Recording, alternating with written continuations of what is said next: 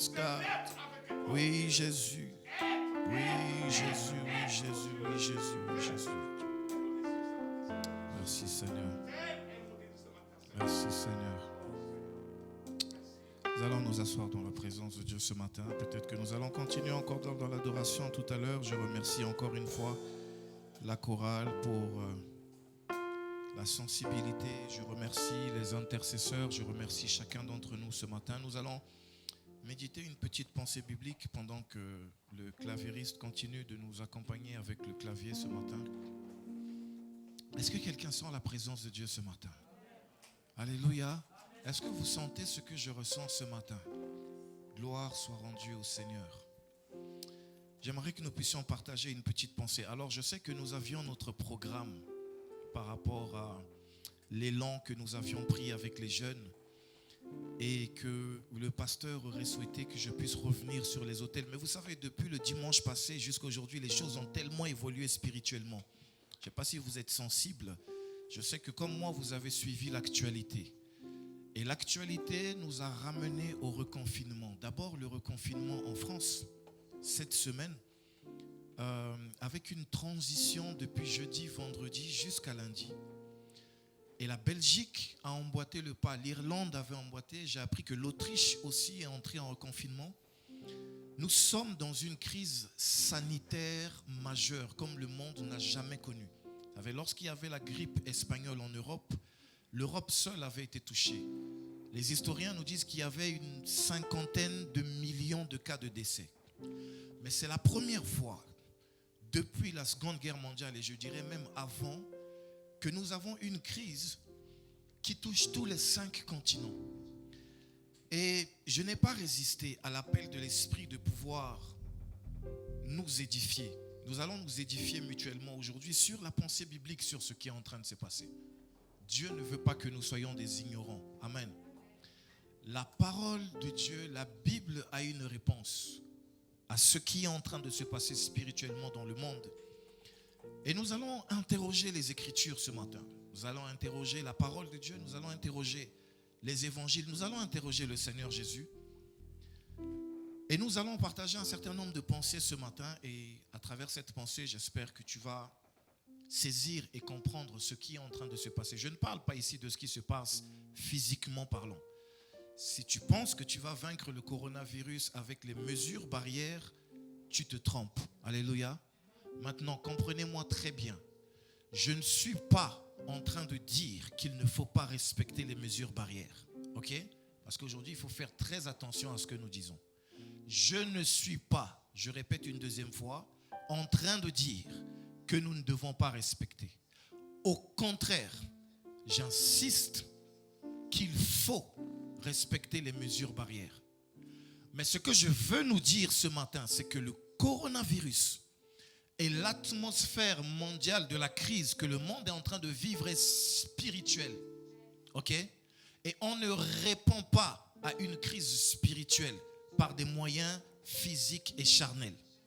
La Bible, la parole de Dieu, d'ailleurs Dieu lui-même a une provision surnaturelle et spéciale de tout temps pour son peuple.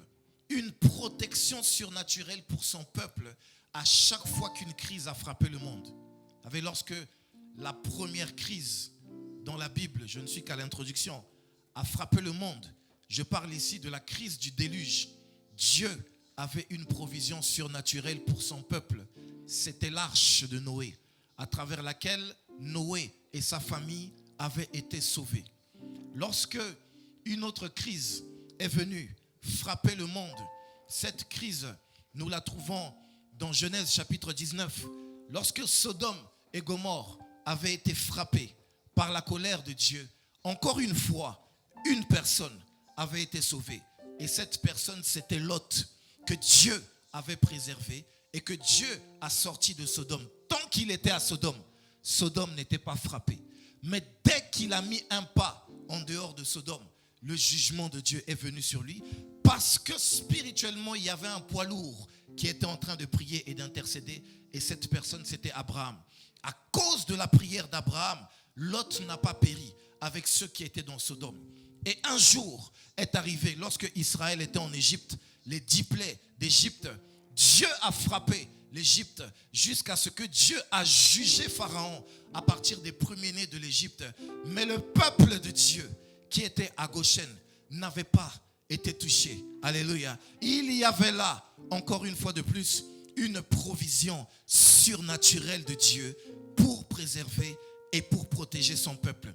Beaucoup de personnes, peut-être au milieu de nous ici, beaucoup de personnes qui ne sont pas au milieu de nous ici, vous avez appris comme moi que la première ministre de notre pays, la Belgique, Sophie Wilmès, était ou est aux soins intensifs. Je n'ai pas suivi les informations jusque-là. Il paraîtrait que sa santé soit stable au moment où nous sommes en train de parler, mais toujours dans un état critique. C'est elle qui a mis en place, avec son gouvernement, les mesures barrières que nous sommes en train de respecter ici. Mais elle n'a pas échappé au coronavirus. Est-ce que quelqu'un est en train de me suivre là où nous sommes allés? Je suis en train de dire que ce n'est pas parce que nous nous protégeons avec les mesures barrières que nous sommes en sécurité. C'est parce que Dieu nous garde que nous sommes en sécurité. C'est la protection de l'Éternel. La Bible dit de ne pas se confier en l'homme. Maudit celui qui se confie en l'homme, mais heureux celui qui se confie en l'Éternel. Peuple de Dieu, j'aimerais nous dire ce matin, n'ayons pas peur, plaçons notre confiance en l'Éternel. Personne d'entre nous ne sera touché par le coronavirus. Personne des membres de ta famille. Et là, je déclare cette protection surnaturelle sur ta vie. Je libère ce parapluie de grâce sur ta famille. Je relâche cette protection divine sur tes enfants, sur ton mari, sur ta vie, sur tes frères, sur tes sœurs, sur tes neveux et sur tes nièces, dans le nom puissant de Jésus. De la même manière que le sang de l'agneau, Dieu a dit, je verrai le sang et je ne frapperai pas les Égyptiens. Je verrai le sang et je passerai outre. Je déclare que sur ta vie, la sœur l'a dit tout à l'heure, il y a la marque du sang de Jésus. Le coronavirus viendra, il verra le sang, il passera, il viendra dans ta famille, il verra le sang de Jésus, il passera à la maison d'à côté. Mais toi, tu ne seras pas touché. Que 10 000 tombent à ta droite, 1000 à ta gauche, tu ne seras pas atteint, dit la parole de Dieu. De tes yeux, tu verras la rétribution des méchants. C'est la promesse qui est la nôtre. Alors sois sans crainte. Alléluia. Tu ne seras pas atteint. Tu as un Dieu qui te protège et qui te garde. J'aimerais ce matin que nous puissions lire la parole de Dieu dans Matthieu chapitre 24 à partir du verset 3 jusqu'au verset 8. Matthieu 24, si on peut projeter pour ceux qui sont là. Nous allons essayer de comprendre un peu les signes de la fin des temps. Ce matin, je vais parler des signes de la fin des temps. Ne soyons pas dans l'ignorance, mes bien-aimés. J'aimerais, quand je vais parler de la signe des temps ce matin, c'est une introduction au retour du Seigneur Jésus. Le Seigneur est à l'approche, Église. Le Seigneur est à la porte. Amen. Ne soyons pas distraits. Le Seigneur est à la porte. Et je vais parler ce matin, j'espère que j'aurai le temps de parler de ces signes. Vous savez, des fois, j'arrive ici, je prépare des choses et puis Dieu parle ailleurs. Mais j'espère que nous aurons le temps d'entrer en détail dans tous ces signes. Les 3 signes que Jésus donne à ses disciples concernant la fin des temps. Il va s'élever beaucoup de doctrines, beaucoup de faux prophètes, nous allons le voir, et même beaucoup de faux Christ. Mais l'Église de Jésus doit bâtir sa foi sur la parole de Dieu. Il y a 3 signes sûrs, visibles, que nous verrons de nos propres yeux, qui vont, que Jésus nous donne comme, comment dirais-je, comme preuve de son retour et de certains événements de la fin des temps. Et là-dedans, à un moment donné, je toucherai aussi un mot sur le coronavirus. Vous allez voir que nous ne sommes même pas encore au début. Alléluia. Nous n'avons même pas encore commencé la tribulation. Si vous pensez que le monde souffre de maladie, vous n'avez encore rien vu. Nous ne sommes même pas encore au commencement. Matthieu 24, à partir du verset 3, la Bible dit, Jésus, s'assit sur la montagne des Oliviers. Et les disciples vinrent en particulier lui faire cette question. Et c'est autour de cette question que nous allons nous entretenir ce matin. La question, elle est la suivante. Dis-nous quand cela arrivera-t-il et quel sera le signe de ton avènement et de la fin des temps. Je dissocie ici deux choses. L'avènement du Seigneur, le retour du Seigneur et la fin des temps. Ok? Verset 4. Jésus leur répondit, et c'est le titre de mon message ce matin. Non, ce n'est pas celui-là, ça sera au verset 6. Jésus leur répondit, prenez garde que personne ne vous séduise. Avant même de donner les signes, il dit, prenez garde que personne ne vous séduise. Parce que le problème de l'église, c'est la séduction. Le problème de l'église de Jésus-Christ, c'est l'ignorance qui conduit à la séduction. Lorsqu'on ne comprend pas la parole de Dieu, lorsqu'on n'a pas notre foi enracinée dans la parole, alors tout le monde vient nous dire n'importe quoi et nous écoutons. Parce que nous ne savons pas les signes que Dieu, Jésus nous a donnés d'avance. Le verset 5, il revient encore sur la mise en garde. Car plusieurs viendront sous mon nom, disant, c'est moi qui suis le Christ. Nous parlons de la fin des temps. C'est-à-dire, il y aura une confusion spirituelle comme le monde n'en a jamais connu. Et c'est ce que nous voyons aujourd'hui autour de nous. Il suffit de voir les réseaux sociaux aujourd'hui pour voir que les chrétiens ne savent plus qu'est-ce qu'ils veulent. Tel prédicateur dit ceci, tel dit cela. Parfois, c'est en dehors de la parole de Dieu. Mais tellement les chrétiens n'ont pas développé le discernement par rapport à la parole, ils gobent tout et n'importe quoi. Des signes qui n'ont rien à voir avec la parole. Pourquoi? C'est la séduction dont le Seigneur est en train de parler. Et il dit, et ils séduiront beaucoup de gens, pas un peu de gens, pas 2-3 personnes, mais beaucoup de gens. Une séduction de masse, c'est ce que nous voyons aujourd'hui. Nous avons parlé avec les jeunes l'autre samedi des hôtels bâtis et qui nous mettent en communion avec des esprits, avec des démons qui nous éloignent de la présence de Dieu.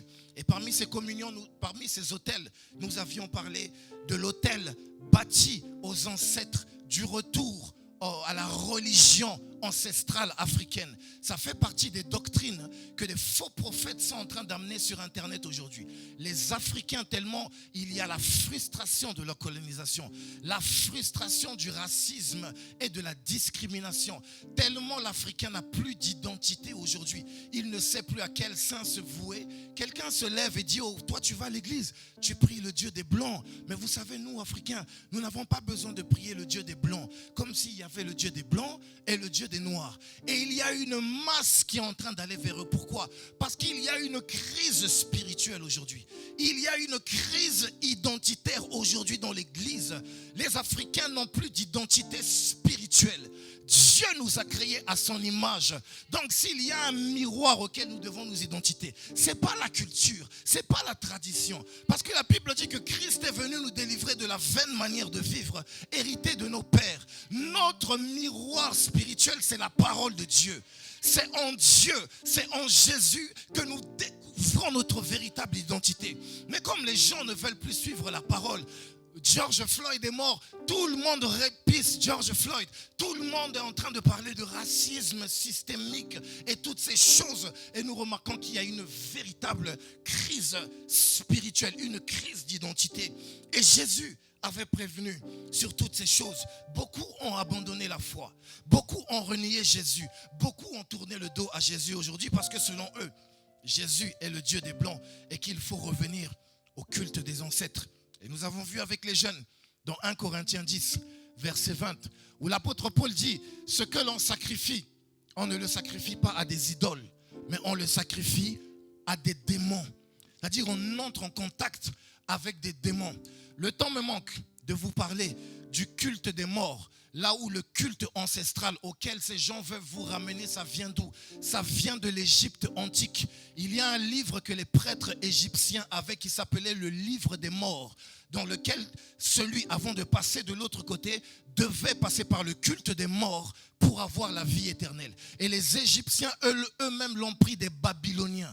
C'est pour ça qu'au temps de Joseph, lorsque vous lisez la Bible dit qu'autour de Pharaon, lorsque Pharaon a eu le songe de la crise de son temps, Pharaon a appelé qui en premier? Les magiciens. La Bible dit les magiciens, mais ces magiciens, c'était des prêtres de Pharaon spécialisés dans l'occultisme. Est-ce que quelqu'un me suit? La crise qu'il y avait à Babylone du temps de Daniel, qui le roi a fait venir en premier? Les Chaldéens, les sages, les astrologues et les magiciens. Encore une fois de plus, c'était des prêtres de tous ces dieux. Le dieu Baal, Astarté, Moloch, qui étaient autour d'eux. C'est des Babyloniens que nous avons aujourd'hui, l'astrologie telle que nous le connaissons. Et les Grecs sont venus ramener les signes zodiaques que vous consultez chaque matin pour connaître votre humeur. Tout cela vient de quelque part, ok? Et donc, quand nous sommes ignorants de ces choses, nous tombons dans ces séductions, nous tombons dans ces pièges en pensant revenir à Dieu. Nous nous éloignons de Dieu et nous entrons en communion avec des démons. Et alors, vous allez entendre des discours des gens qui rejettent Jésus parce qu'ils ne connaissent pas Jésus. Ils étaient peut-être dans l'église avec nous, mais ils n'ont jamais connu Jésus. Ils n'étaient jamais nés de nouveau. Parce que Dieu le dit ici quelque part, que plus loin, peut-être que nous allons le voir, que si cette séduction pouvait, s'il était possible même de séduire les élus, n'est-ce pas? Mais vous savez, il est impossible de séduire un élu de Dieu. C'est pour ça la Bible ne dit pas que les élus seront séduits. Mais si il était possible même, le diable irait séduire les élus. J'aimerais te dire ce matin, si la semence de Jésus est en toi, tu ne seras séduit par rien du tout. Il est impossible de séduire un véritable élu. Si vous voyez quelqu'un qui était dans l'église et qui n'est plus là aujourd'hui parce qu'il est allé derrière la religion de ses ancêtres, parce qu'il est allé en connexion avec les démons, laissez-moi vous dire, cette personne n'a jamais connu Jésus. Cette personne n'a jamais expérimenté la véritable nouvelle naissance. Cette personne n'est jamais entrée en communion avec le véritable Dieu. Le nom de cette personne n'est pas inscrit dans le livre de vie parce qu'il est impossible de séduire un élu. Vous savez pourquoi? Le Saint-Esprit est en lui et lui donne le discernement. Le Saint-Esprit le préviendra toujours des œuvres de la séduction, des pièges de Satan dans la génération dans laquelle nous sommes. Est-ce que quelqu'un est là ce matin? Et il dit au verset 6, vous entendrez parler de guerre et de bruit de guerre. Et c'est là le titre de mon message. Gardez-vous d'être troublé. Dis à ton voisin, garde-toi d'être troublé. Et dis-lui encore, il faut que ces choses arrivent. Mais bien aimé, je ne suis pas un prophète de malheur ce matin. Je dis la parole de Dieu. Ce sont des choses que Jésus a dit. Jésus a dit, lorsque vous verrez un certain nombre de signes, ne soyez pas troublés, ne soyez pas perturbés par le coronavirus. Il faut que ces choses arrivent. Alléluia. Et c'est le titre de mon message ce matin. Mais il termine la troisième partie du verset. Ça ne sera pas encore la fin. Alléluia. Ça ne sera pas encore la fin. C'est pourquoi je disais tout à l'heure, nous n'en sommes qu'au commencement. Au verset 7, une nation s'élèvera contre une nation. Et un royaume contre un royaume. Il y aura en divers lieux des famines et des tremblements de terre. Où est-ce que nous sommes? Le verset 8. Tout cela ne sera que le commencement des douleurs. Est-ce que quelqu'un est là ce matin? L'état spirituel du monde va s'empirer, Église de Dieu. Si toi tu penses et tu pries pour que le coronavirus passe, comme j'entends beaucoup de gens prier. Vous savez, lorsque la première vague est venue, j'étais amusé. Je disais toujours à ma femme, sur Internet, lorsque tu te connectes, telle église est entrée dans 21 jours de jeûne et prière. Tel pasteur depuis le Congo a appelé les églises partout dans le monde à jeûner 40 jours de jeûne et prière. Et moi, ça m'amusait. Je regardais cela en rigolant. Pourquoi? Parce que je regardais Matthieu 24, verset 8, où la parole nous dit, tout cela ne sera que le commencement des douleurs. Et j'étais là en train de me dire, vous priez pour que ça passe, mais vous perdez votre temps. Vous jeûnez pour que ça passe, vous perdez votre temps. Vous maigrissez pour rien. Asseyez-vous dans votre cuisine. Demandez à maman Solange de vous préparer un bon foufou. Mangez et lisez la parole de Dieu. Demandez plutôt à Dieu de vous donner la foi et la persévérance parce que nous n'en sommes qu'au début. Ne perdez pas vos temps dans des jeûnes et des prières pour que le coronavirus passe, mes bien-aimés. Nous ne sommes qu'au commencement. Alléluia. Parce que les gens sont dans les habitudes. Et Dieu est en train de bousculer nos habitudes. Dieu bouscule nos habitudes dans nos cultes. Nous sommes habitués au culte, n'est-ce pas? Alors Dieu vient bousculer nos réunions et tout ça. Dieu dit on fermera l'église. Et comme du temps des apôtres, Actes chapitre 11, ils se sont tous dispersés dans les maisons et ils ont commencé à prier. Et c'est là que Dieu a commencé à faire des grandes choses. Alléluia. Nous devons être sensibles à ce que l'Esprit est en train de faire. Ne dormons pas, Église de Dieu. Le mouvement de l'Esprit est en train de souffler. Le vent de Dieu est en train de souffler dans l'Église.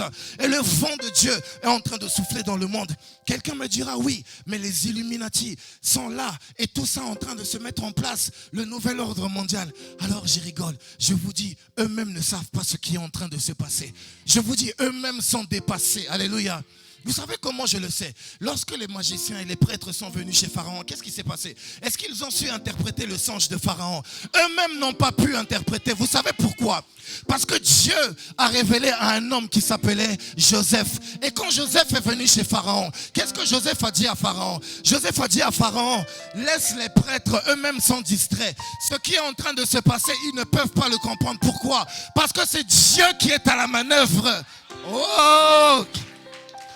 Joseph était en train de lui dire, Pharaon, Dieu t'a révélé ce qu'il est en train de faire. Donc le problème n'était pas les magiciens, le problème n'était pas les Illuminati, le problème était Dieu. Et il fallait être en contact avec Dieu pour savoir ce qui était en train de se passer. Du temps de Babylone, c'était pareil. Il est parti chez les prêtres. Il leur a dit, venez m'expliquer. J'ai vu une statue avec une tête d'or et je ne comprenais rien. Et Daniel va lui dire, ô roi, vis éternellement. Le Dieu des cieux, il existe un Dieu dont le règne est au-dessus de ton règne. Dans le royaume est au-dessus de ton royaume. Son royaume subsiste à jamais. Son royaume n'a point de fin. Il a montré au roi ce qu'il va faire dans la suite des temps. Et le roi ne comprenait pas parce que c'était le plan de Dieu. Oh, est-ce que quelqu'un est là? Est-ce que quelqu'un est là? L'Église doit comprendre ce qui est en train de se passer. Les Illuminati sont dépassés. Vous savez pourquoi? Parce que leur projet est en train de tomber à l'eau. Dieu est en train de balayer les projets des nations. Dieu est en train de rabaisser l'orgueil des nations. Au début du confinement, j'étais là à la télévision, je regardais. Et la journaliste d'une télévision française était en train de dire, ah, l'orgueil des nations, j'aime mon Dieu, alléluia. Il s'est rabaissé l'orgueil des nations. Et la journaliste était en train de dire, elle montrait une carte du système sanitaire des pays. Et on mettait en vert le système sanitaire des pays de l'Occident. Et elle est en train de dire avec plein d'orgueil et d'arrogance comme toujours, nos systèmes de santé sont préparés. Vous voyez en vert, c'est les pays développés. Nos systèmes de santé ont les infrastructures qu'il faut. Et en rouge, c'était les pays africains.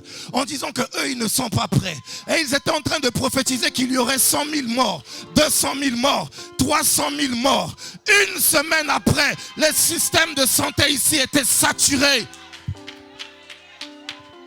Une semaine après, Dieu a rabaissé leur orgueil. Les hôpitaux étaient saturés. Au moment où je suis en train de vous parler, les hôpitaux à Liège, il n'y a plus de place. Il n'y a plus de place nulle part. On est en train de transférer des malades en Allemagne. On est en train de les transférer en Hollande. Dieu reste Dieu, assis sur son trône. Son règne n'a point de fin, mes bien-aimés. Son règne n'a point de fin. Et Daniel disait à Nebuchadnezzar, Dieu, son règne n'a point de fin. Il est en train de montrer au roi ce qui va arriver dans la suite des temps. Et vous savez ce qui est en train de se passer. L'Afrique dont on disait que les infrastructures ne sont pas prêtes. Il n'y a pas de cas. Est-ce que vous avez déjà entendu dire que les systèmes inexistants de santé en Afrique sont saturés? Il n'y a rien là-bas parce qu'il y a un Dieu au ciel. Alléluia. Il y a un Dieu auquel on se confie. Et ce Dieu, il rabaisse l'orgueil des nations. Il n'y a pas qu'une crise sanitaire, il y a aussi une crise économique. Les entreprises sont en train de fermer les unes après les autres parce que les nations disaient, vous êtes des pauvres, vous venez chez nous en Occident, nous n'allons pas accueillir la misère du monde. Mais Dieu n'aime pas l'orgueil. Il a dit, comme vous dites que vous êtes riches, je vais frapper votre économie. Je vais frapper votre économie. Oh. Les entreprises sont en train de fermer les unes après les autres. Donc au-dessus de la crise sanitaire, Nous avons une crise politique et nous avons une crise économique. Mais bien aimé, Dieu est en train de réorganiser l'échiquier du monde. C'est pourquoi nous n'avons pas à être distraits ce matin. Alléluia. Alors les disciples viennent chez Jésus et lui disent, dis-nous quand cela arrivera-t-il et quel sera le signe de la fin des temps. Et rapidement, Jésus va donner un certain nombre de choses qui ne sont pas des signes. Et pour ceux qui écrivent, j'aimerais que vous puissiez écrire cela. Le premier signe, la première chose que Jésus nous donne ici, le premier phénomène, le premier événement qui n'est pas un signe de la fin. Suivez-moi très bien. Lorsque vous voyez ces événements spirituels autour de vous, ne vous dites pas c'est la fin du monde. C'est le premier signe. Jésus l'a donné au verset 5. Ce sont les faux Christ. Quelqu'un dit avec moi les faux Christ. Car plusieurs viendront sous mon nom disant c'est moi qui suis le Christ et ils le séduiront beaucoup de gens. Rapidement, il y a une différence ici entre le faux prophète. Jésus n'a pas dit le faux prophète et le faux Christ. Et n'oublions pas que Jésus était en train de parler aux Juifs, il était en train de parler à Israël. Rapidement, vous savez que le Christ c'est le Messie. Et Israël, jusqu'aujourd'hui, les Juifs sont en train d'attendre le retour du Messie, n'est-ce pas? Mais pour eux, le Messie serait un guerrier. Il devait venir les délivrer du joug de la colonisation et de l'occupation romaine. Qu'est-ce que ça veut dire? Ça veut dire que dans la fin des temps, nous allons assister à l'apparition d'un certain nombre de leaders politiques charismatiques. Est-ce que quelqu'un me suit? Il y a des leaders politiques qui vont prendre la tête de nos nations. Et ça, je le dis par rapport à la parole de Dieu. Et qui vont se présenter comme des Christ. Est-ce que la technique, rapidement, mettez-moi Daniel chapitre 9, verset 27. S'il vous plaît, rapidement, on veut avancer. Je veux vous édifier sur un certain nombre de choses touchant l'antichrist. La technique, il n'y a pas? Ok, rapidement, s'il te plaît, mon frère. Daniel chapitre 9, verset 27 nous dit « Il ». Le « il », c'est l'antichrist. Fera une solide alliance avec plusieurs pour une semaine. Et durant la moitié de la semaine, encore une fois, nous sommes ici dans les semaines prophétiques. Donc ne voyez pas cela comme les semaines de 7 jours. Ce sont des semaines prophétiques qui se comptent en années. Je n'ai pas le temps d'entrer en profondeur dans ce que j'appelle l'horloge prophétique de Dieu pour la fin des temps. Les 70 semaines de Daniel, je n'ai pas le temps parce que on avance, n'est-ce pas? Mais j'aimerais juste vous dire ceci. Durant la moitié de la semaine dont il est question ici, elle est retranchée sur les 70 semaines, n'est-ce pas? Sur les 70 semaines de Daniel, il y en a 69 qui sont déjà accomplies. Il en reste une seule. Mais ce verset ne nous dit pas quand la semaine va se mettre en place. Est-ce que quelqu'un est là? Cette semaine, c'est le temps de Dieu pour frapper l'orgueil des nations, ok? Pour ramener la justice éternelle. Un autre mot biblique pour cette semaine, c'est le mot tribulation. Est-ce que quelqu'un est là? Un autre mot biblique pour cette semaine, c'est le mot grande tribulation. Les 7 années qui vont venir par lesquelles Dieu va juger le monde pour ramener une justice éternelle. Et l'ange annonçait déjà ça à Daniel. C'est pourquoi je parle de faux Christ. En disant que l'antichrist, qui est l'un de ces faux Christ, va faire une alliance avec Israël. Le conflit actuel, vous avez vu, on va passer. Donald Trump est venu, suivez l'actualité. Et Donald Trump est en train de faire signer une alliance entre le Moyen-Orient et Israël. Vous avez suivi cela. Plusieurs pays arabes ont déjà signé une alliance. Mais lorsque le véritable antichrist viendra, il fera une alliance avec le peuple de Dieu. C'est-à-dire, le conflit actuel israélo-palestinien, que ni Bill Clinton, ni George Bush, ni Barack Obama, ni personne n'a su régler, lui réglera cela. Et Israël verra en lui le Messie. Quelqu'un me suit? C'est pourquoi Jésus dit, lorsque ces choses se mettront en place, ce n'est pas encore un signe de la fin. Ok? Donc même lorsque vous verrez, je ne sais pas qui va venir après Donald Trump. Est-ce qu'il va être réélu? Est-ce qu'il ne va pas être réélu? Est-ce que Joe Biden va passer ou pas? Peu importe la personne qui viendra après. Si il arrive à cette alliance-là, sachez que ce n'est pas encore la fin. Amen. On avance très vite. Deuxième signe qui n'en est pas un. Deuxième phénomène qui n'est pas un signe de la fin des temps. Est-ce que vous êtes là? Le verset 6, Jésus dit, vous entendrez parler des guerres et des bruits de guerre. Lorsqu'on voit des guerres, au moment où je suis en train de vous parler, l'Arménie et l'Azerbaïdjan sont en train de se battre, n'est-ce pas? Je vous ramène à l'actualité parce que la Bible parle de ces choses. Les guerres, le monde en a toujours connu et le monde en connaîtra toujours. Mais dans le même verset, Jésus dit, vous entendrez parler de guerre et de bruit de guerre. Et il dit, gardez-vous d'être troublés.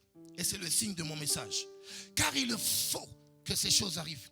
Donc le monde n'ira pas vers la paix. Est-ce que je parle à quelqu'un? Le monde n'ira pas vers la paix. Vous allez entendre la multiplication de conflits entre les pays, entre les nations, entre autres à cause du phénomène de la crise, entre autres à cause de la crise économique qui est en train de venir. Les nations vont envahir les unes des autres pour enflouer leurs caisses. Parce que pour l'instant, les caisses sont en train d'être vidées. Est-ce que quelqu'un me suit? Donc Jésus dit, lorsque vous entendrez parler de guerre et de bruit de guerre, gardez-vous d'être troublés, ce ne sera pas encore la fin. Troisième signe que Jésus donne, qui n'est pas un signe de la fin. Ou troisième phénomène, et c'est là que j'en arrive à notre actualité sanitaire. Jésus nous dit ceci au verset 7. Ce sont les catastrophes naturelles, les épidémies et les famines. Ce n'est pas un signe de la fin des temps. Et dans les épidémies, le lexique biblique, le vocabulaire biblique pour épidémie, c'est le mot peste. Alléluia. La peste est le vocabulaire biblique pour le mot épidémie. Or, pour l'instant, notre monde est en train de vivre une épidémie. Cette épidémie, elle est sanitaire. C'est une peste que Dieu a envoyée. Elle s'appelle le coronavirus. Mais ce n'est pas un signe de la fin des temps. Est-ce que quelqu'un est là? Ce n'est pas un signe. Si tu pensais que le coronavirus étant venu, on a fermé les églises, les entreprises sont en train de faire faillite, le gouvernement ne sait plus quoi faire. En passant une anecdote, pendant la première vague, vous savez que l'Italie était l'un des pays les plus frappés. Tellement les hôpitaux en Italie étaient saturés. Le ministre de la Santé italien a dit à un moment donné, nous sommes arrivés à un point où notre système de santé est saturé. Nous ne savons plus que faire. Nous attendons la providence divine. Alléluia. C'est un ministre qui l'a dit, un ministre païen. Vous voyez comment Dieu s'est rabaissé l'orgueil des hommes pour l'amener à l'adorer. J'aimerais te dire, si tu es dans cette salle et que tu crois que nous venons ici pour faire de la blague, Dieu est vivant, il règne, il contrôle les nations. Il contrôle la destinée des nations. Mon frère, ramène-moi à Daniel 9, verset 24. Nous devons nous édifier ce matin. Ramène-moi à Daniel 9, verset 24. Rapidement, rapidement. Allez. Je sens. Le ciel est ouvert. Faut pas. Alléluia. La Bible dit 70 semaines ont été fixées sur ton peuple. J'ai fait une introduction tout à l'heure. Et sur la ville sainte, c'est-à-dire Jérusalem. Pour faire cesser les transgressions et mettre fin au péché. Pour expier l'iniquité et amener la justice éternelle. C'est ça le plan de Dieu. Chaque péché commis dans ce monde, Dieu va y mettre un terme un jour. Ne croyez pas que tout ce que le monde est en train de faire, et vous savez, en ce moment en France, il est en train de se passer quelque chose de grave, le droit au blasphème, n'est-ce pas? Derrière le blasphème, il se cache le dragon. Derrière le dragon, il y a Satan. Apocalypse chapitre 13, verset 1er nous dit, il y a la bête qui sort de la mer. Je sais que le pasteur vous a enseigné sur ces choses, donc je ne vais pas m'attarder là. Cette bête qui sort de la mer, c'est l'Antichrist. Et la Bible dit qu'il avait 7 têtes sur lesquelles était écrit quoi? Des noms de blasphème. Le blasphème, c'est le droit d'injurier Dieu. Et c'est une chose abominable dans la Bible. Or, avec Charlie Hebdo, je vous ramène aux actualités. Le président français Emmanuel Macron a dit quoi? Il a dit en France, il y a le droit de blasphème. Mais vous dormez. Quand vous voyez ça passer, vous ne comprenez pas que l'esprit de l'Antichrist est en train de s'établir. Et j'étais en train de dire aux jeunes, vous savez là où nous sommes en train d'aller. Lorsque ces choses vont se mettre en place, les gouvernements, pour se protéger entre guillemets, mais derrière nous savons que c'est l'Antichrist, les gouvernements vont modifier les constitutions des nations. Je vous le dis, dans quelques années, vous me donnerez raison. Aujourd'hui, nous avons la liberté de religion.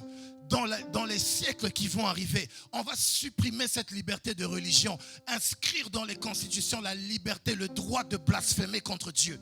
C'est dans Matthieu chapitre 24.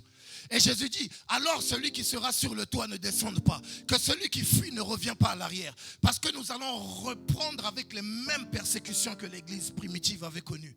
Mais l'église dort. L'église voit ce genre de choses en se disant non, c'est tout à fait normal. Non, l'esprit de l'antichrist est en train d'agir. L'église ne doit pas dormir. L'église doit prier. L'église doit veiller. Alléluia. C'est ce que Daniel nous disait ici au verset 24. La Bible dit que Daniel était en train de dire les 70 semaines, c'est le plan de Dieu pour ramener la justice éternelle. Et l'action ou le moment où cette justice va commencer à s'établir, c'est Apocalypse chapitre 6, les 7 sceaux, n'est-ce pas? Apocalypse chapitre 8 et 9, les 7 trompettes, le jugement des 7 trompettes. Apocalypse chapitre 15 et chapitre 7, le jugement des 7 coupes. À partir de Matthieu 24, on est dans Matthieu 24 à partir du verset 15 jusqu'en allant. C'est quand Dieu va commencer à prendre le contrôle des gouvernements de ce monde et commencer à se manifester. Mais ces choses sont encore au devant de nous. Nous n'y sommes même pas encore arrivés. Est-ce que vous êtes là? Donc, les catastrophes naturelles, les épidémies et les famines, c'est même pas encore le commencement de Dieu. En fait, Dieu est encore en train de regarder les nations et il rigole. Il tape des pieds. Il dit, je vous ai donné un temps. Bientôt, la dernière semaine va commencer. Nous avons vu. Est-ce que dans ce verset, il est dit quand la semaine va commencer? Nous n'en savons rien. Et Jésus dit en ce qui concerne le jour ou l'heure, personne ne le sait. Personne ne le sait. Cette dernière semaine de 7 ans qui va commencer, où Dieu va commencer à détruire les nations, permettre l'apparition de l'Antichrist et déverser sa colère sur le monde. On n'est pas très loin de là, Église de Dieu. On n'est pas très loin de là. Est-ce que quelqu'un est là?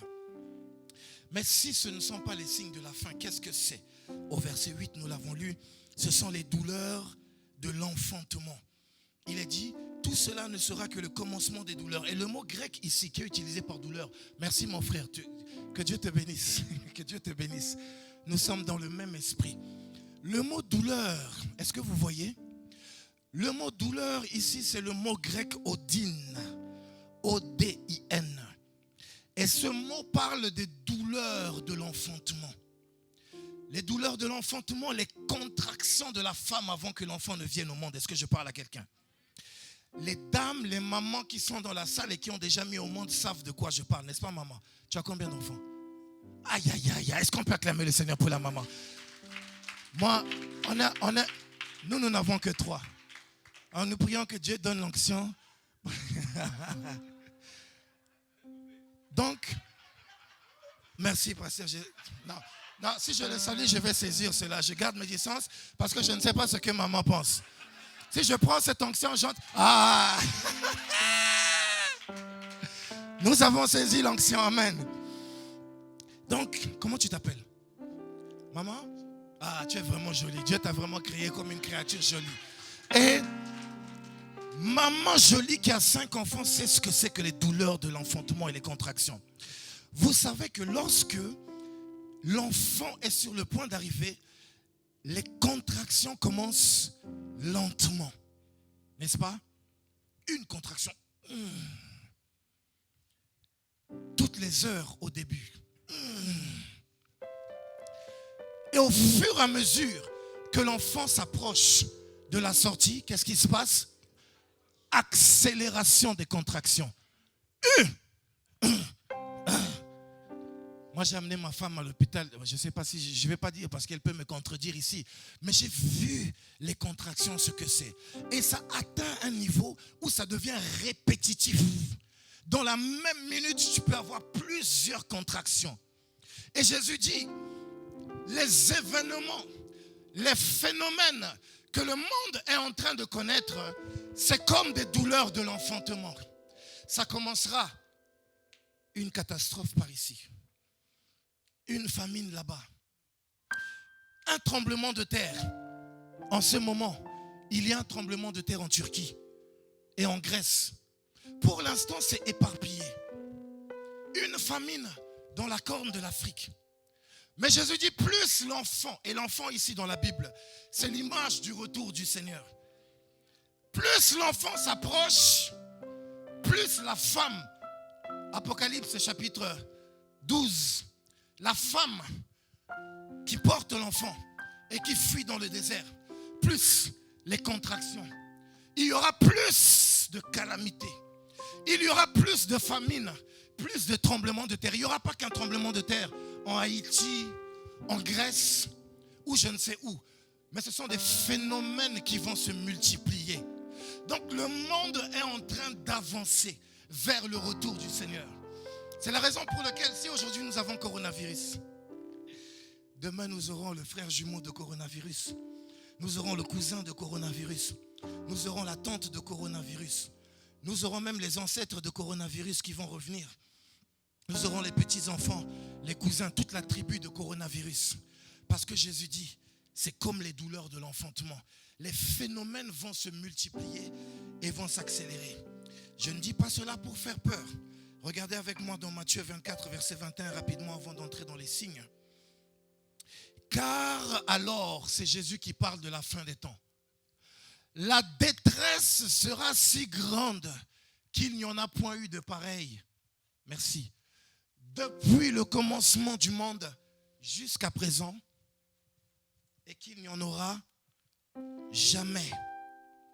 C'est pas moi qui parle, c'est Jésus qui parle. Jésus dit, le monde a connu la Shoah. Le monde a connu des calamités. Le monde a connu l'esclavage. Le monde a connu des souffrances terribles. Il y a eu des génocides dans l'histoire de l'humanité. Mais Jésus dit, tout ce que le monde a vécu jusqu'aujourd'hui n'est rien comparé à ce qui arrive. Est-ce que c'est moi qui le dis? Car la détresse, nous parlons de quoi? Nous parlons de la dernière semaine prophétique de Daniel. Cette détresse sera si grande. Hitler à côté, c'est un enfant de cœur. Le conflit à l'est du Congo, 6 millions de morts, c'est rien par rapport à ce qui va arriver. Église, ne soyons pas distraits. Ne dormons pas. Prépare-toi au retour de ton Seigneur. Si toi tu vivais ta vie chrétienne dans la distraction, j'aimerais te dire, les prophéties bibliques sont certaines et sûres, elles vont s'accomplir. Amen. Nous n'en sommes qu'au début. Donc nous ne sommes qu'au début des contractions. Nous ne sommes qu'au début des douleurs de l'enfantement. Rapidement, je vais donner les 3 signes que Jésus donne. Les disciples ont posé la question. Reviens au verset 3 de Matthieu 24, mon frère. Dis-nous, quand cela arrivera-t-il? Quel sera le signe de ton avènement et la fin des temps? Et Jésus va leur donner 3 signes. Le premier signe que Jésus leur a donné en ce temps-là, c'était le signe de la destruction de Jérusalem. Parce qu'au verset 1er et au verset 2, les disciples sortent, ils vont sur la montagne d'Olivier et ils disent à Jésus, tu as vu cette construction de Salomon? Je paraphrase. Regarde la splendeur et la grandeur du temple. Mais Jésus va leur dire, vous voyez cette construction? Il ne restera pas pierre sur pierre qu'il ne soit renversé. Au moment où je suis en train de vous parler, il ne reste juste qu'une partie de ce mur. Cette prophétie de Jésus s'est accomplie. La partie de ce mur qu'il reste s'appelle aujourd'hui le mur de lamentation, où les gens vont se lamenter. Et les historiens disent que lorsque l'empereur Titus est arrivé pour détruire le temple de Jérusalem, les soldats romains qui étaient en train de renverser cela, l'empereur à un moment donné, le commandant leur a donné les ordres d'arrêter la destruction. Mais ils ne l'ont même pas écouté. Ils ont été jusqu'à ce qu'il ne reste pas pierre sur pierre qui ne soit renversé. Ce que je dis ici, tous les historiens le confirment. C'est pour dire que cette prophétie, elle s'est accomplie à la lettre. Au moment où je suis en train de parler. Et Jésus a donné le premier signe. Le premier signe de la destruction de Jérusalem. C'est un signe qui est déjà accompli. C'est pour ça que je parle de l'histoire. On est dans Luc. Projette-moi Luc, chapitre 21, à partir du verset 20 jusqu'au verset 22.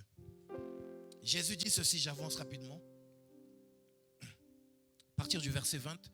Lorsque vous verrez, dis à ton voisin, lorsque tu verras. Donc ce ne sont pas des signes spirituels. Est-ce que je parle à quelqu'un? C'est pour ça qu'avant de donner les signes aux disciples, Jésus prend soin de leur dire, faites attention. Parce que des gens vont essayer de venir vous séduire. Par rapport à ces signes-là, il a parlé des faux prophètes et des faux Christ. Vous n'aurez pas besoin d'un leader spirituel parce que vous les verrez de votre propre yeux. C'est ce que Jésus était en train de dire.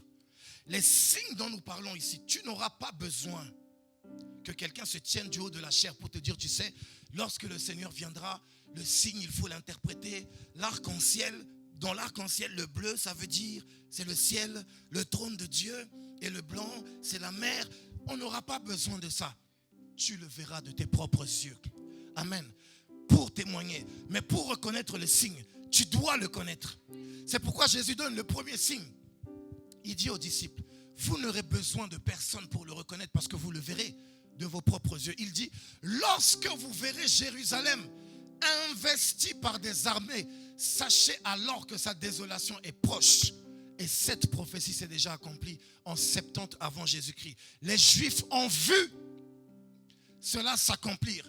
Et si tu ne me crois pas, je t'invite à prendre ton billet d'avion, d'aller à Jérusalem, devant le mur de lamentation, et tu verras les vestiges de l'accomplissement de cette prophétie. Ça, c'était le premier signe qui est déjà accompli. Mais ce que j'essaie de te dire ce matin, c'est que si celui-là s'accomplit, c'est que les autres aussi vont s'accomplir. Amen. Rapidement, le deuxième signe. Quel sera le signe de ton avènement? Quel est le signe du retour du Seigneur? Et Jésus, encore une fois, donne un signe visible. Montre-moi le verset 25 et 27 de Matthieu 24.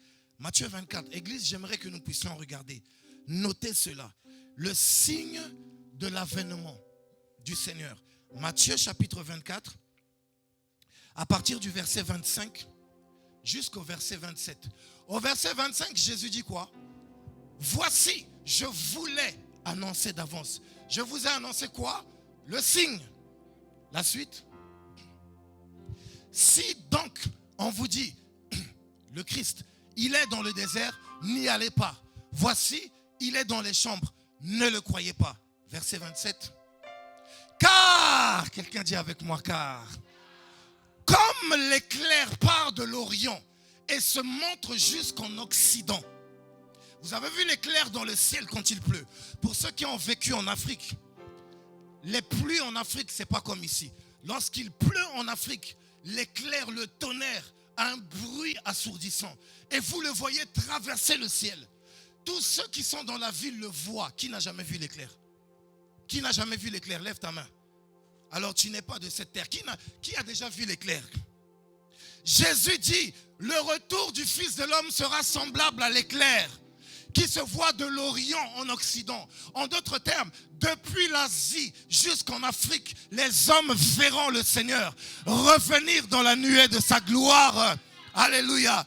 Nous n'avons pas besoin d'un prophète pour cela. Nous n'avons pas besoin d'un docteur pour cela. Jésus a dit à ses disciples que personne ne vous séduise, car lorsque je reviendrai depuis l'Orient, et la Bible va même plus loin, en disant toutes les tribus de la terre le verront et elles se lamenteront, même celles qui l'ont percé.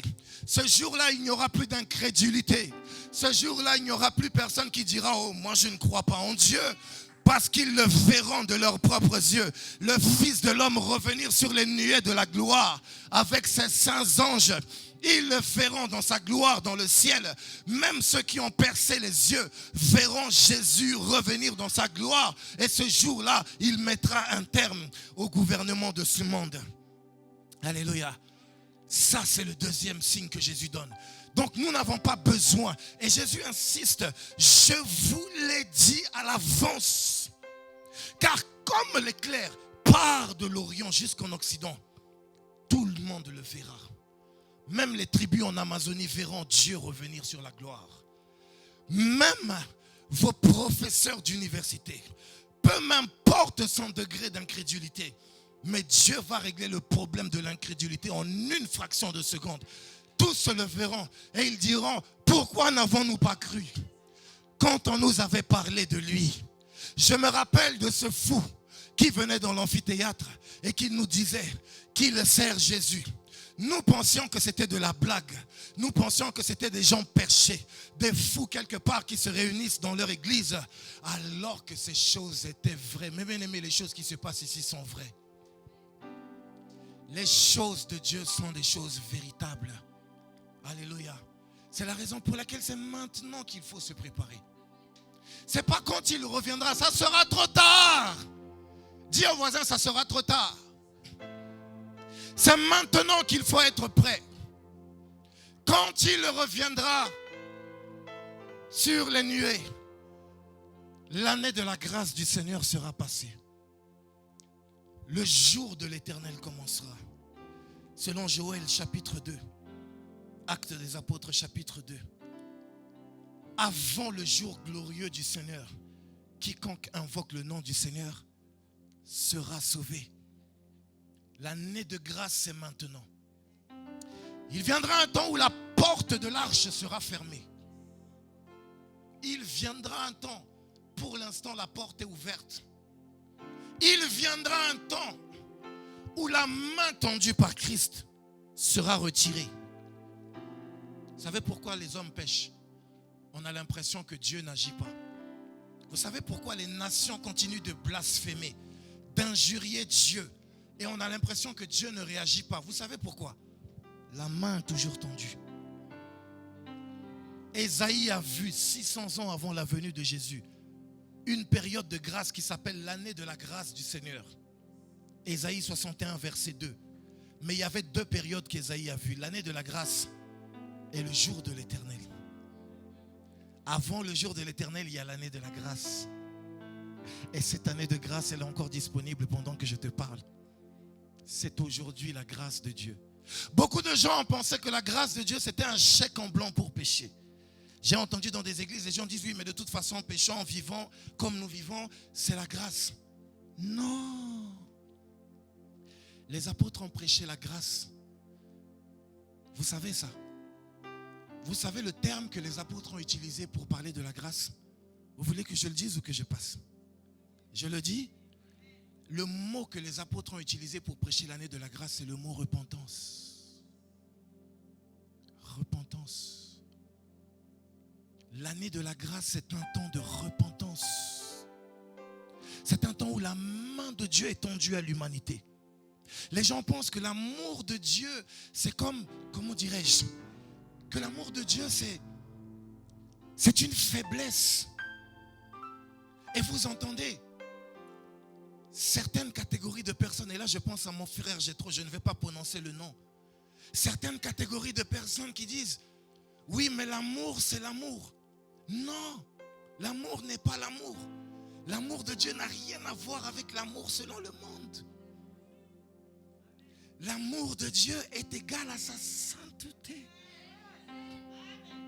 L'amour de Dieu est égal à sa justice.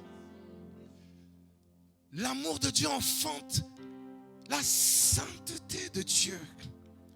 L'amour de Dieu enfante toujours la justice.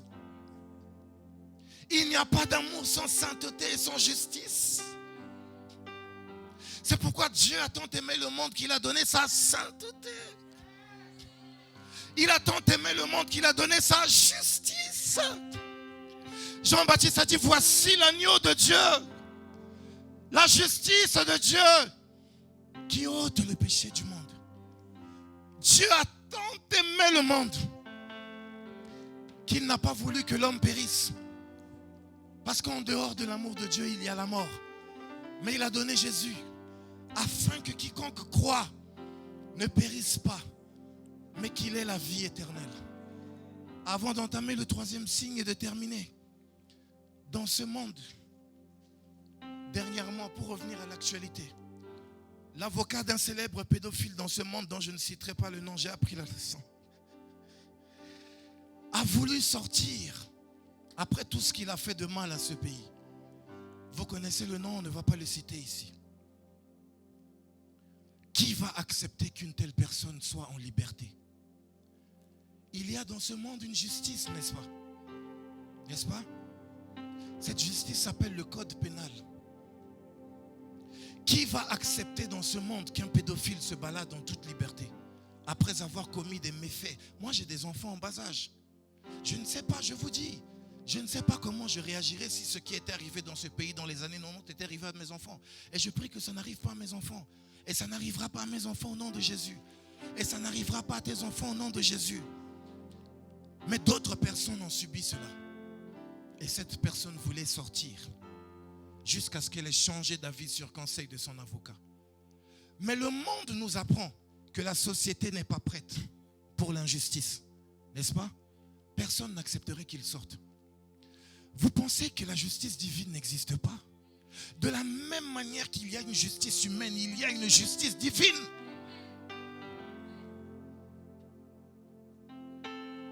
La justice divine ne tolère pas le péché. Jamais.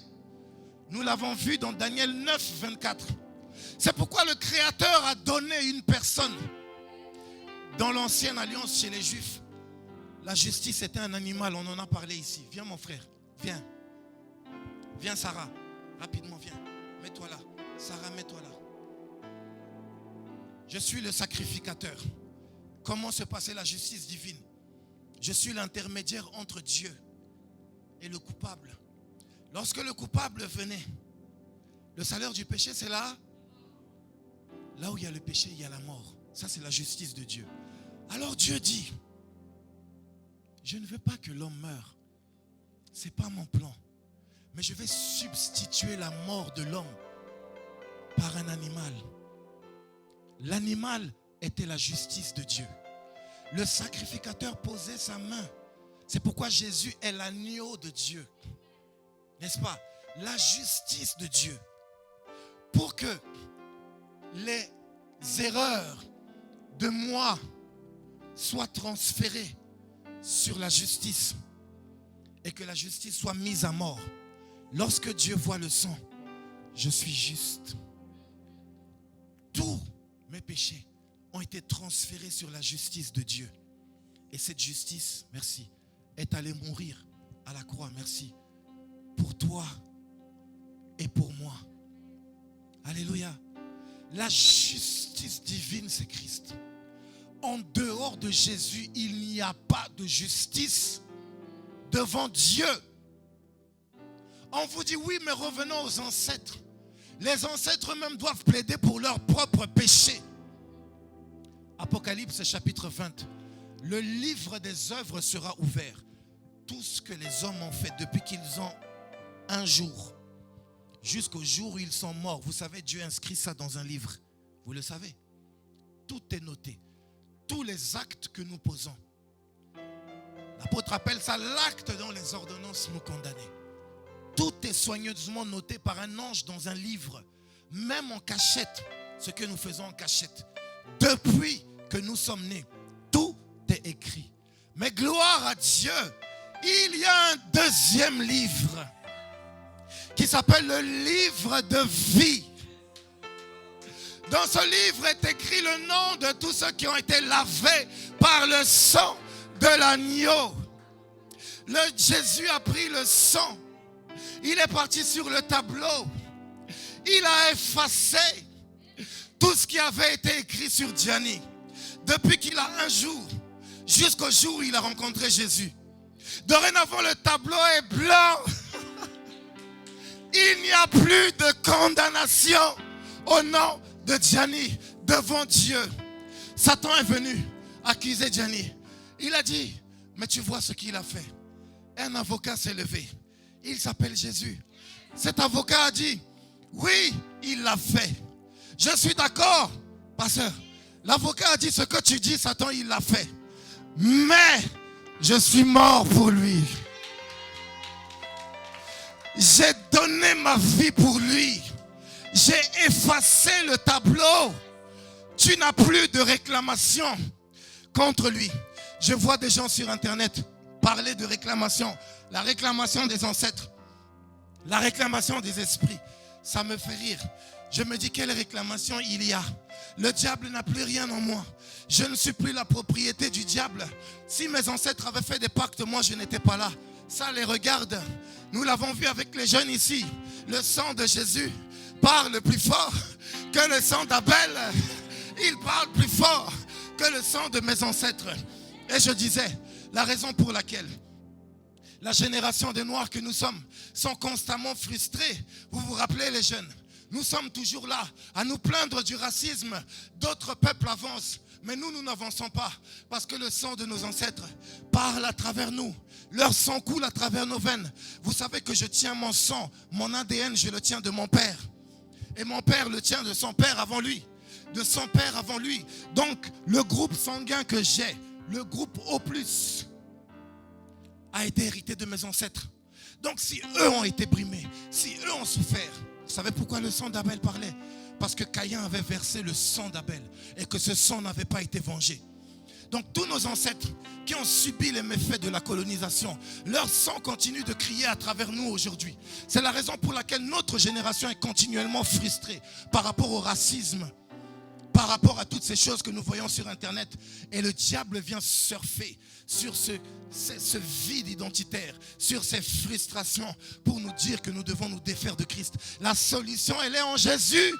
Parce qu'il n'y a que le sang de Jésus, la vie de Jésus qui va crier justice pour toutes les générations qui ont souffert, pour tous les génocides qui ont eu lieu, pour les sangs qui ont coulé. Seul le sang de Jésus pourra parler. N'écoutez pas les diseurs de bonne aventure qui prennent la parole pour vous dire qu'il y a des réclamations. Il n'y a aucune réclamation dans ta vie. Et même si le diable vient, dis-lui, je suis la propriété de Jésus-Christ. Il va te dire, quelle est la preuve que tu as? Tu dis, le sang de Jésus. Oh. Troisième point, et nous nous arrêtons là, le dernier signe. Matthieu 24, verset 15. Dis-nous, quel est le signe de ton avènement et de la fin du monde? Le signe de la fin du monde. Le signe. Quand est-ce que la Bible nous dit, nous ne savons ni le jour ni l'heure. Mais Jésus a donné un signe par lequel nous reconnaîtrons que la fin est là. Ce verset 15, il dit, c'est pourquoi. Encore une fois, dans les trois signes, nous avons la même phrase. Lorsque vous verrez, ok? Lorsque vous verrez l'abomination de la désolation. L'abomination, c'est le signe de la fin du monde. Suivez-moi très bien. L'abomination de la désolation, qu'est-ce que c'est? Pas n'importe quelle abomination de la désolation. Celle dont a parlé le prophète Daniel. Il y a une abomination prophétisée par Daniel dans les Écritures qui est pour nous le signe de la fin du monde. Église, je vous dis ces choses pour que vous soyez prêts. L'abomination dont Daniel a parlé, cette abomination n'est pas n'importe laquelle. Elle se tiendra en lieu saint. Suivez-moi très bien. Ces détails ne sont pas mis là au hasard. Cette abomination se tiendra en lieu saint. Le lieu saint, c'est le temple de Dieu. Est-ce que vous êtes là? Pour l'instant, le temple, je vous l'ai dit, il est détruit. Mais il va être reconstruit. Que celui qui lise fasse attention. C'est-à-dire, si Dieu permet que nous soyons encore vivants, lorsque ce signe aura lieu, lorsque nous verrons cela, que celui qui lise quoi? Les Écritures. Que celui qui lit les prophéties fasse attention. Donne-moi Daniel chapitre 11, verset 31. Nous allons voir l'abomination dont Daniel parle. Et nous allons nous arrêter là. C'est en rapport avec l'Antichrist. Des troupes, je vous ai dit, c'est un dirigeant militaire. Le Messie est un guerrier. Des troupes se présenteront sur son ordre. Sur l'ordre de qui? L'ordre de l'Antichrist. Elles profaneront le temple de Dieu. C'est ça l'abomination. La forteresse, elles feront cesser le sacrifice, l'adoration, le culte. Et dresseront l'abomination du dévastateur. Le dévastateur, c'est l'Antichrist. Maintenant, très rapidement, historiquement parlant, la personne dont il est question ici s'appelait Antiochos Épiphane. Tu es en train de me dire qui est Antiochos Épiphane. Antiochos Épiphane est celui que les historiens bibliques appellent l'Antichrist de l'Ancien Testament. C'est de lui que Daniel parle ici. Des centaines d'années avant qu'il ne naisse, quand Daniel reçoit cette prophétie de l'ange Gabriel, il ne sait même pas de qui il parle. Antiochos Épiphane est l'un des 4 généraux d'Alexandre le Grand. On est dans Daniel chapitre 8. Vous savez qu'Alexandre le Grand, le grec, il est mort, il avait 33 ans. Et quand Alexandre le Grand est mort, il n'avait pas d'enfant. Ses héritiers, ce sont ses généraux. Et à la suite d'Alexandre le Grand, l'empire grec que Dieu a montré à Daniel, dans Daniel chapitre 3, la statue, elle s'est divisée en 4 royaumes, parmi lesquels il y avait l'empire de Syrie et l'empire d'Égypte. Maintenant, Antiochos Épiphane est celui qui est allé en Israël, dans le temple de Salomon, l'abomination dont Jésus parle. Parce que c'est de cette abomination que l'antichrist futur, suivez-moi très bien, qui va venir, va reproduire la même chose. Et Jésus dit, lorsque vous verrez cette abomination, souvenez-vous que je vous ai annoncé, ce signe est le signe de la fin du monde. Est-ce que vous êtes toujours là? Dans la Bible, une abomination, c'est quelque chose de détestable, quelque chose que Dieu déteste, quelque chose dont Dieu a horreur. Et Antiochos IV Épiphane, qu'est-ce qu'il a fait? Il est allé s'asseoir dans le temple, il a fait cesser le sacrifice perpétuel. Et les historiens, au moment où je vous parle, les historiens non croyants pensent que quelqu'un d'autre a écrit ça. Je vous dis la vérité. J'ai passé des mois à étudier ce simple passage que vous voyez ici. Les historiens païens non croyants ne croient pas que Daniel ait pu prophétiser ça avant la venue d'Antiochos Épiphane. Parce qu'ils se disent non, quelqu'un d'autre a dû l'écrire. C'est impossible que cette prophétie s'accomplisse avec autant d'exactitude. Ils ne croient pas. Et pourtant c'est vrai. Quand Daniel a donné ce passage, Alexandre le Grand n'était pas encore là. Encore moins ses généraux. Mais il a réalisé à la lettre ce passage. Il s'est assis dans le temple. Il a offert des porcs. Or, vous savez que les porcs, c'est des choses que Dieu avait interdites. C'est un animal impur. Il est allé dans le Saint des Saints, le lieu saint, là où il y avait l'arche de l'alliance, symbole du trône de Dieu. Il s'est assis là. Nous sommes là, je crois, dans 2 Thessaloniciens chapitre 5. L'adversaire qui s'élève au-dessus de tout ce qu'on appelle Dieu, allant jusqu'à dans le temple de Dieu s'asseoir et se proclamer lui-même Dieu. C'est les choses qui vont venir. Ça, c'est le signe de la fin du monde. Et Antiochos Épiphane a dressé la statue géante de Zeus dans le temple. Alors, qu'est-ce qui s'est passé? À partir de ce moment, il y a eu la révolte des Juifs qu'on appelle les Maccabées. Un prêtre qui s'est levé avec ses enfants et ils ont combattu.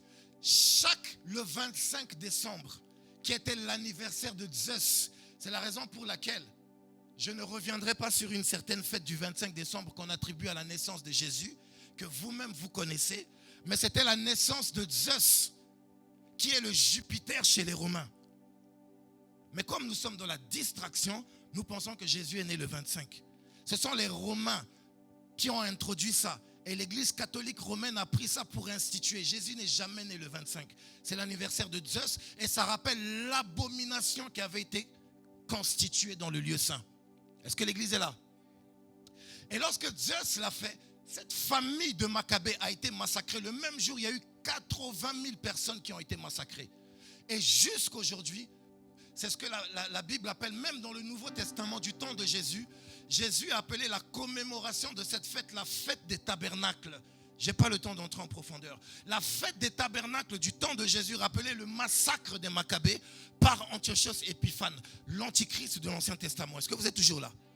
Et Jésus dit, Matthieu 24, verset 15, l'abomination de la désolation dont a parlé le prophète Daniel, c'est exactement celle-là sur lesquelles même les païens n'arrivent pas à accepter que l'ange, que Dieu ait pu annoncer. Vous savez que Dieu a annoncé la naissance de Cyrus 400 ans avant que Cyrus ne naisse. Dieu a donné le nom de ce roi qui allait permettre à Israël de retourner à Jérusalem pour reconstruire le temple. Cyrus, le roi perse. Dieu a donné son nom en avance. Ne jouons pas avec Dieu, mes bien-aimés. Ça, ce sont des prophéties précises. Et Jésus dit, le signe de la fin du monde, c'est lorsque l'antichrist futur Lorsque le troisième temple, rapidement, un frère a parlé tout à l'heure du royaume de Dieu et je bénis Dieu pour cela. Lorsque le premier temple a été détruit, Dieu a suscité la génération de Esdras et Néhémie pour revenir rebâtir. Le temps de Hérode qui a fait l'extension du temple. Et c'est le temple de Hérode qui a été détruit le temps de Jésus. Ce n'est pas le temple de Salomon. Puisque le temple de Salomon avait déjà été détruit par Nebuchadnezzar. Vous êtes d'accord? Donc c'est le temple reconstruit par Esdras et Néhémie. Mais Dieu a dit, je n'habiterai pas une maison faite de main d'homme. Aujourd'hui, le temple de Dieu est là. J'en vois plein. Un temple spirituel dans lequel Dieu habite. Mais il faudra que le troisième temple soit reconstruit. C'est pourquoi suivez les actualités au Moyen-Orient. Quand je dis que les Arabes sont en train de faire alliance avec Israël, que celui qui l'y fasse, vous êtes prévenus. Le troisième temple sera reconstruit là où Jésus a parlé aux disciples, sur le mont des Oliviers. Et l'Antichrist viendra refaire la même chose que le descendant d'Alexandre le Grand a fait, Antiochos Épiphane, s'asseoir dans le temple. Et vous avez Matthieu, tu peux nous mettre frère, le verset 16 de Matthieu 24 rapidement, nous terminons là. Qu'est-ce qui va se passer lorsque l'abomination de la désolation, alors que ceux qui sont en Judée fuient dans les montagnes? Verset 17. Que celui qui sera sur le toit ne descende pas pour prendre ce qui est dans la maison. Verset 18. Et que celui qui sera dans les champs ne retourne pas en arrière pour prendre son manteau. Verset 19. Malheur aux femmes qui seront enceintes et à celles qui allaiteront en ce jour-là. Pourquoi? Parce que ce ne sera pas des jours où il faut prier, où il faut invoquer la grâce de Dieu. La colère de l'Antichrist va se déchaîner sur Israël et sur les enfants de Dieu. Il faudra fuir. Jésus a dit priez, je crois que c'est la suite, pour que votre fuite n'arrive pas en hiver. Il n'a pas dit priez pour que Dieu vous protège.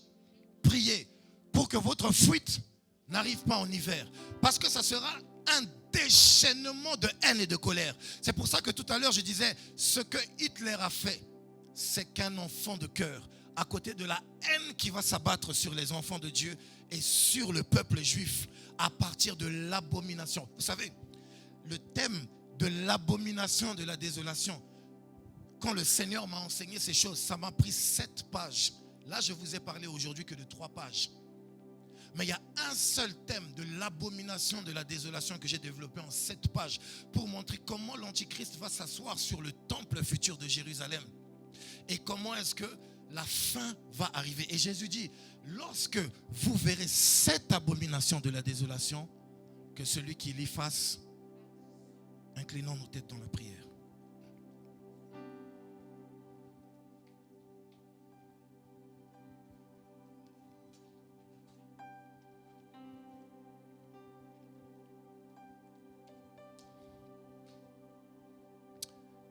Seigneur, merci. Commence à prier. Intercède pour toi-même. Prie pour ta famille. Prie pour tes enfants. Prie pour ton église. Nous sommes seuls devant le Seigneur. Jésus a dit, lorsque ces signes se mettront en place, il n'y aura personne pour intercéder pour nous. Des personnes vont venir essayer de te distraire, de t'amener dans leur religion, de t'amener dans des cultes spirituels étranges. Mais aujourd'hui, tu es toi-même responsable devant Dieu de toutes ces choses parce que tu connais dorénavant les signes. Le premier signe est le signe de la destruction de Jérusalem. Ça s'est déjà accompli en 70 après Jésus-Christ. Le deuxième, c'est le signe de l'avènement du Seigneur. Il a dit, comme l'éclair part de l'Orient et se montre en Occident, tout œil le verra. Et le troisième signe qui marque la fin du monde, ce ne sont pas les épidémies, ce ne sont pas les guerres, ce ne sont pas tout ce que nous voyons, ni même les tremblements de terre, mais c'est l'abomination de la désolation. Lorsque l'Antichrist s'assiera dans le temple pour refaire ce que Antiochos IV Épiphane a fait, alors Jésus dit c'est la fin. C'est en ce moment-là que Dieu va ouvrir les cieux, qu'il va revenir avec fracas. Et Apocalypse chapitre 16 nous dit qu'un ange va déverser la colère de Dieu sur le trône de la bête. La bête, c'est l'Antichrist, sur son royaume. Ça, c'est l'abomination de la désolation. Lorsqu'elle aura lieu, c'est là que Apocalypse chapitre 16 va s'accomplir. Juger la bête, l'Antichrist, le faux prophète et le royaume de la bête. Ces choses ne sont pas loin de nous. Ces choses sont à nos portes. C'est la raison pour laquelle nous prions ce matin pour renouveler notre foi, pour renouveler notre espérance, pour être enseignés de ces choses. Ce soir, à partir de minuit, nous entrons dans le confinement. Nous avons appris par la parole de Dieu que les épidémies ne sont que le commencement des douleurs. Ce n'est que le début, mes bien-aimés. Les pestes, les famines, les tremblements de terre, tels que l'actualité nous l'a démontré, ne sont que le commencement. Que notre foi reste ferme, que notre foi ne soit pas ballottée. Les païens peuvent avoir peur, les païens peuvent trembler, parce qu'ils ne comprennent pas les signes des temps et ne savent pas. Mais l'Église de Dieu doit avoir une assurance ferme, une confiance ferme.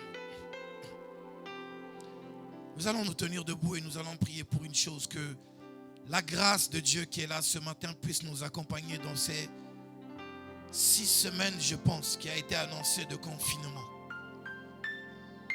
Ce matin, je priais pour cela et je disais, Seigneur, que ce temps de confinement ne soit pas un temps où nous faisons marche arrière. Ou après, quand l'église se réunit, il faut reprendre tout à zéro. Mais que ce soit un temps où Dieu est avec nous, dans nos maisons, dans nos vies, personnellement. Nous avons prié et nous avons déclaré, la providence surnaturelle de Dieu va nous garder. Je dis, personne ne sera touché du corona. Je dis et je le répète dans cette assemblée, ceux qui sont ici maintenant, personne ne sera atteint. Nous déclarons cela, nous commandons cela, nous autorisons cela au nom puissant de Jésus. Et je vais même plus loin. L'épidémie économique ne t'atteindra pas. Ton travail ne sera pas atteint. Tes sources de finances ne seront pas atteintes. Tes affaires ne seront pas atteintes. À ta droite, quelqu'un sera atteint, mais toi, tu seras préservé. À ta gauche, quelqu'un sera atteint, mais toi, tu seras préservé. Tu ne seras jamais dans le manque ni dans le besoin, parce que Dieu est avec toi. Tu es à Goshen. Tu fais partie du peuple de Dieu. Le sang de Jésus est dans ta vie. L'exterminateur a été envoyé pour le monde, pas pour toi. Tu es préservé. Et si tu n'as pas de boulot, nous déclarons la grâce de Dieu. Nous déclarons les portes ouvertes. En pleine crise, toi, tu trouveras du travail. Toi, tu trouveras du boulot. Dieu te mettra au large parce qu'il est avec toi. Nous allons maintenant prier pour que ce temps de confinement soit un temps où notre alliance avec Dieu soit consolidée davantage. Entre dans les Écritures. Va méditer sur ces choses. Je vous le dis. Elles vont arriver. Sur les 3 signes, il y en a un qui est déjà accompli. Il en reste 2 qui s'accompliront. Parce que la parole de Dieu dit, notre Dieu n'est pas un homme pour mentir. Il avait annoncé la naissance de Alexandre le Grand. On n'a pas vu Daniel chapitre 8 pour parler d'Alexandre le Grand. Daniel en parlait des siècles avant qu'Alexandre le Grand ne naisse. La parole de Dieu est la vérité. Et les prophéties bibliques s'accomplissent toujours. Vous savez, lorsque Malachie a annoncé la venue de Jésus, il s'est passé 400 ans avant que la prophétie ne se mette en place. Notre génération peut passer. D'autres générations passeront. Mais la parole de Dieu ne passera pas. Le ciel et la terre passeront. Nous allons prier que Dieu garde cette assemblée. Que Dieu garde chaque membre de la famille de l'AEFPC Bethel. Que la grâce miséricordieuse de Dieu accompagne chaque famille. Nous allons vivre ce confinement comme un temps de retraite. Pas comme un temps de peur, pas comme un temps d'inquiétude. Ça sera pour nous comme une retraite dans le désert, comme lorsque Dieu a appelé Israël dans le désert. Prions au nom de Jésus. Et je vais appeler le pasteur pour diriger cette prière dans le nom puissant de Jésus. Merci Seigneur.